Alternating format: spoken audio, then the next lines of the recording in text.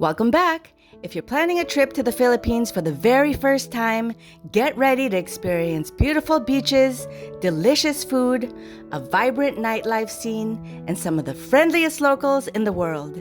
Before you head out, let me help you prepare by sharing 12 things you should know before traveling to the Philippines. It's going to be a great time. Come check it out with me.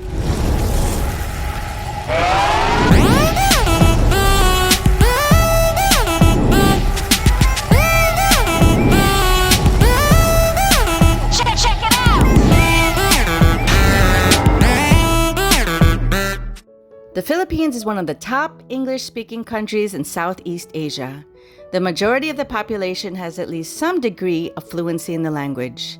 Unless you're in a remote part of the country, you'll be able to communicate in English to most people. I'm in a department store. Let's test this out. So I am going to buy some lip gloss. Oh, actually there is a sales lady here.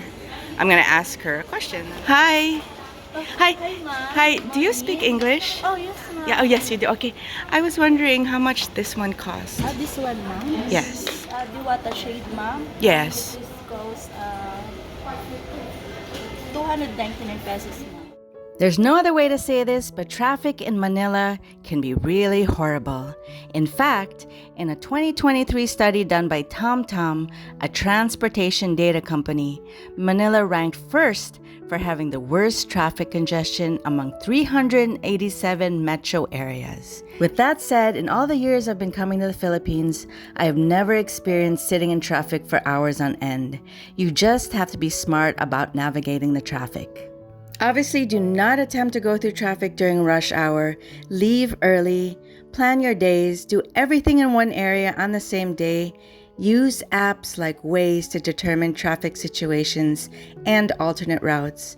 Be patient, especially during the Christmas rush, where locals have often referred to the traffic then as Carmageddon. Walk when possible, and really, it's possible to enjoy the Philippines in spite of the traffic situation.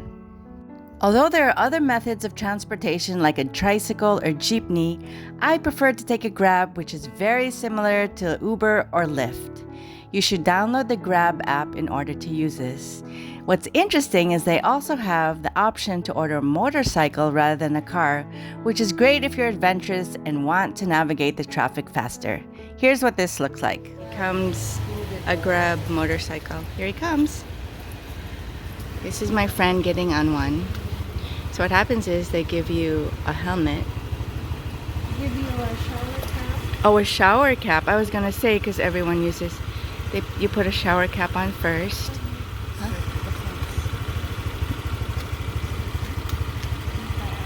And then, like, you're not using a helmet that everyone else. Well, you are, but then you get the shower cap. And this would be half the price of a Grab. And of course, you can navigate through traffic faster on this. Bye, Christy. Thank you. Bye. There you go, and you're off. The best months to visit the Philippines are during the dry season, which run from November to April. From December to February is my favorite time of the year because temperatures are often in the mid-70s to 80s, and I like being here during the holiday season. From June to October is the wet or rainy season, where you may experience heavy rainfalls or typhoons, and it's pretty hot and humid here. The currency in the Philippines is the Philippine peso, which kind of looks like monopoly money. I highly suggest that you do your research before traveling here to know what the current exchange rate is. Change your money as soon as you get here because not all places, for example, a small beach location, will accept credit cards. I suggest doing this at your hotel or at a bank. There may be higher fees, but at least you know it's legitimate. Services are really affordable in the Philippines. I'll put average prices on the screens while I talk about them, but things like manicures, pedicures, haircuts, massages, eyebrow threading, all of them are so much cheaper than they are in the United States, or Las Vegas, at least for me. Personally, I like to do an array of skin services at the dermatologist while I'm in the country. So today I'm at the dermatologist. We're gonna do a peel, so I've got this in my hair. Let's look at the treatment room. That's where I'm going into. And I love doing these services when I'm in the Philippines because they're more affordable. In a recent report published this month, the Philippines was ranked as the 4th friendliest country in Asia. This, in my opinion, is very true. Filipinos are extremely warm and hospitable. Their love language is to feed you, so expect to eat a lot in the Philippines. You can go up to almost anyone here and you'll always be greeted in a friendly manner. So don't be afraid to approach anyone if you have questions. They'll most likely answer you in a very polite and friendly way. A vacation in the Philippines would not be complete without visiting one of the beautiful beaches. I highly recommend adding this to your trip agenda. With over 7,000 islands, there's an abundance of beautiful beaches to choose from. Imagine breathtaking landscapes, powdery white sand, and crystal clear blue waters. Some places like Siargao, Boracay, and Palawan come to mind.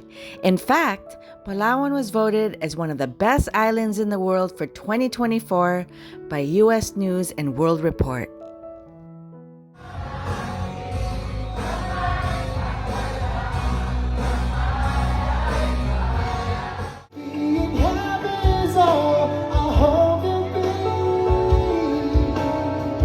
There's no doubt that the Philippines is a treasure of fun when the sun is out, but it's really magical when the sun goes down.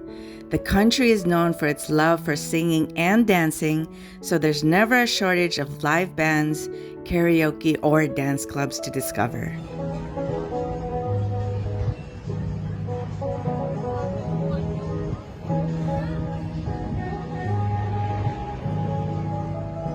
If you prefer a more relaxed night out, you can enjoy stellar views at one of the many rooftop bars, have cocktails at a lounge, or enjoy a meal at an array of restaurants featuring different cuisines. In the United States, malls are just a place to shop, but in the Philippines, it is so much more than that. It's a one-stop destination for shopping, dining, entertainment. You can pay bills here, go to the bank, do your grocery shopping, and even go to church. The Philippines is home to some of the largest malls in the world. You definitely must see Mall of Asia, SM City North, and SM Mega Mall, and try not to get lost. Here we are driving to SM Mall of Asia. It ranks 5th on the world's largest malls list, with over 6 million square feet of space. Fun fact, IKEA is right next to it, and it is the largest in the world. I've had people ask me if there was toilet paper in the public restrooms in the Philippines and what was the hose located next to the toilet. Let's walk into a public restroom at the mall while I explain what the hose is. The hose you will commonly see next to a toilet is a bidet, which is popular in Europe and Asia. It's basically a handheld spray used to wash yourself. It's often considered more sanitary than toilet paper. This bathroom in the mall, however, did not have a bidet, but it did have toilet paper and paper towels to wash your hands. The public restroom in a different mall I visited had a bidet but no toilet paper. My tip is to always carry wet ones and travel-size tissue. It's a general rule I have when I travel, regardless of destination. So, if you're in the Philippines and you're in a crowded place, I don't typically wear a mask here, but in places like tonight, Saturday night, I would put on a mask.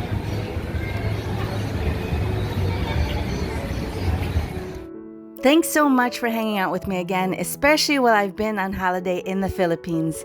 I had such a great time here, but it's time to fly back to Vegas. Until my next video in Vegas, stay safe. Bye. Thank you so much for watching. If there's any other video you'd like to see, let me know in the comments below. Let's keep in touch. I'm on Instagram, TikTok, and Twitter at inandoutofvegas.